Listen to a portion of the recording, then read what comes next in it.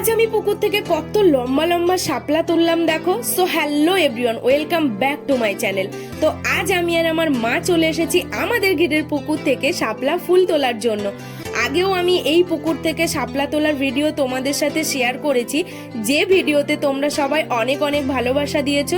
তো ভাবলাম আজকেও আমি তোমাদের সাথে শাপলা তোলার ভিডিও শেয়ার করি। দেখো এখানে তো মা এসে শাপলা তোলা শুরু করে দিয়েছে, আর এই জায়গাটাতে একসাথে অনেকগুলো শাপলা ফুল ফুটেছিল। তো এখন আমি তোমাদেরকে চলো শাপলা তুলে দেখাই।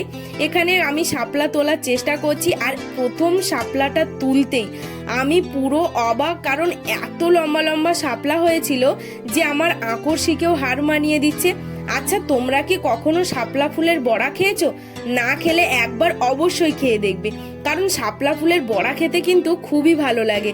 আর এখানে আমি শাপলা তো তুলছিলাম, তার সাথে গাছগুলোকেও নষ্ট করছি, কারণ শাপলার সাথে সাথে শাপলার এই যে গাছগুলো উঠে আসছিল। এখানে আমি এখন পেয়ে গেছি একটা শাপলার ফল। এই শাপলার ফলগুলো খেতেও কিন্তু খুবই ভালো লাগে, একটা সময় প্রচুর খেয়েছি আমরা।